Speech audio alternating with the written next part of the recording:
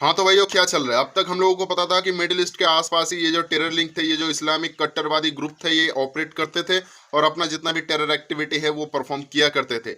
लेकिन सिचुएशन अब बदल रहा है। अब जो ये टेरर ग्रुप्स है ये एंटर कर रहे हैं अफ्रीका में, और ऐसा ही कुछ हुआ। वर्ल्ड हिस्ट्री में पहली बार ऐसा हुआ। मोजाम्बिक एक बहुत ही खूबसूरत सा देश है, नेचुरल रिसोर्स से भरा हुआ बहुत ही अच्छा और ब्यूटीफुल सा कंट्री है। तो वहाँ पे वो घुस गए, और मोजाम्बिक का एक बहुत ही इंपॉर्टेंट, स्ट्रेटेजिकली इंपॉर्टेंट पोर्ट है जो कि लदालद है एकदम गैस से, उसको अपने कब्जे में ले लिया। माना जाता है इसके पीछे आईएसआईएस का हाथ हो सकता है। लंबे टाइम तक हम ये सुनते हुए आ रहे थे कि सप्लाई चेन को बेहतर करना है तो रोड और एक्सप्रेसवे को बढ़ाना पड़ेगा और अच्छा एक इंफ्रास्ट्रक्चर डेवलप करना पड़ेगा। इसी के अकॉर्डिंग एक अपडेट आया है। National highway authority of India ने ये डिस्कशन की है कि आने वाले 5 सालों में वो 23 से ज़्यादा एक्सप्रेसवे बनाने वाले हैं। साथ ही साथ कई सारे इकोनॉमिक कॉरिडोर्स भी बिल्ड करने वाले हैं। आखिरी हफ्ते सुप्रीम कोर्ट की वर्डिट आई और वहां पे साफ साफ बता दिया गया कि एक हिंदू डॉटर की अपनी बाप की प्रॉपर्टी पे उतना ही हक होगा जितना कि उसकी बेटे का है। जम्मू कश्मीर में मैसिव लेवल की टारगेट किलिंग चल रहा है। किसी एक पॉलिटिकल पार्टी को टारगेट करके ये सारे काम किए जा रहे हैं। फलस्वरूप आज के समय पे 8 बीजेपी के एमएलए रिजाइन कर दिए हैं। माना जाता है बैकवर्ड बहुत सारे ऐसे मेंबर्स है, वर्कर्स है जो पहले बीजेपी के साथ कनेक्टेड थे, लेकिन जम्मू एंड कश्मीर में अब वो कनेक्टेड नहीं है। बीजेपी कोशिश कर रहा है जम्मू एंड कश्मीर में अपनी जो वर्कर्स हैं उनको सिक्योरिटी प्रोवाइड करने की।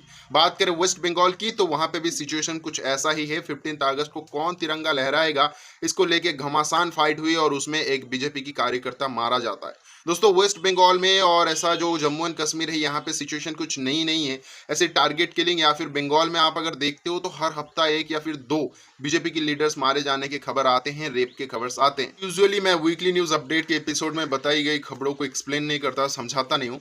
लेकिन आज हमारे पास दो ऐसे स्टोरीज हैं जिनके बारे में समझाना बहुत ज़्यादा ज़रूरी है, और इनके ऊपर मैं डेडिकेटेड एक 5 मिनट का वीडियो भी नहीं बना सकता। तो प्लीज़ थोड़ा सा डिफरेंट हो जाएगा इस हफ्ते का जो न्यूज़ अपडेट है।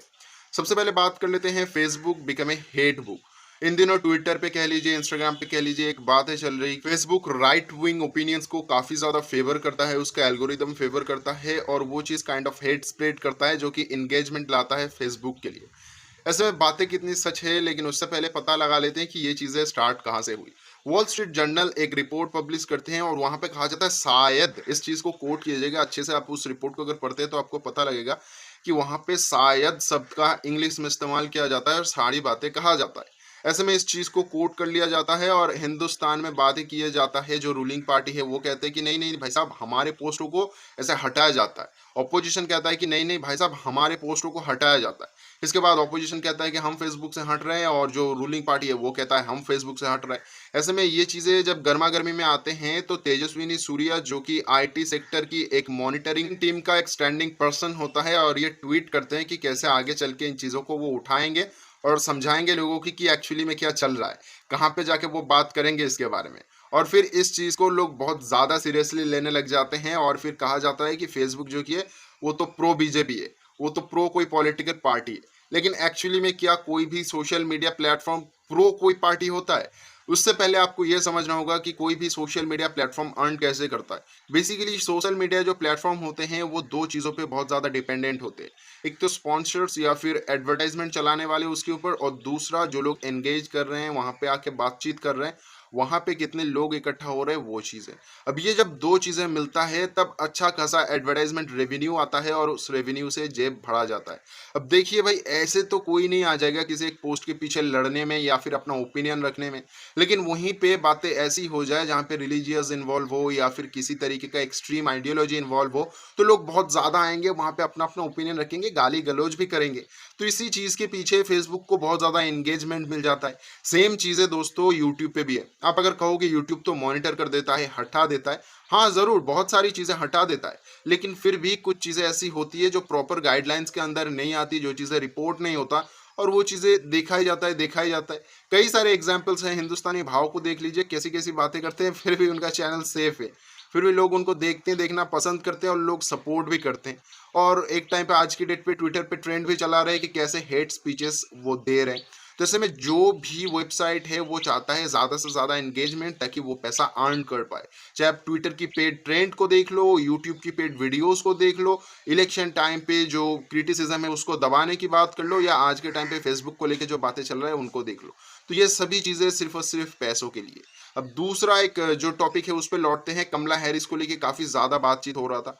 अगर आप सोशल मीडिया पे नहीं रहते हो या फिर यूएस की पॉलिटिक्स को फॉलो नहीं करते हो तो मैं आपको बता दूं, जो डेमोक्रेटिक पार्टी है वो ज़्यादातर जो बयान देते हैं वो एंटी इंडिया होते हैं।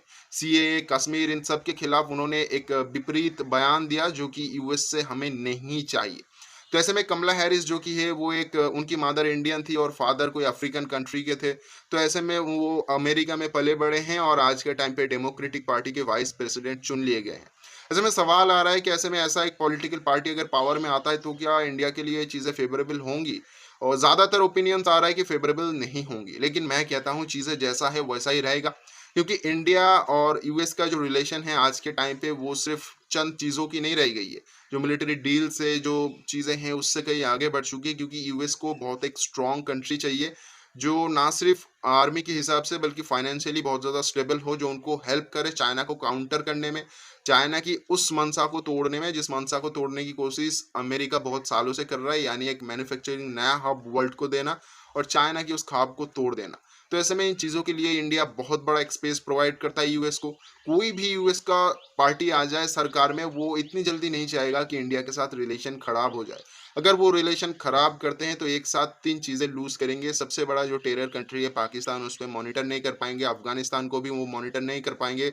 साथ ही साथ चाइना का वो काउंटर करने की जो बात है भाई साहब, वो तो बोलना ही पड़ेगा। तो चलो, इतने सारे स्टोरीज़ के साथ मैं आज के एपिसोड को यहीं पे समाप्त करता हूँ। कैसा लगा वीकली न्यूज़ अपडेट का ये एपिसोड हमें ज़रूर बताएँ। लाइक करें, कमेंट करें, दोस्तों के साथ शेयर करें और वीडियो पसंद आया हो ना तो सब्सक्राइब कर लो यार, फोकट का है, क्या जाता है। ऐसा देखना ही चाहते हो रेगुलर व्यूज़, मेरे ओपिनियंस, तो ऐसे में दबा दो वो नोटिफिकेशन बेल भी। Good bye.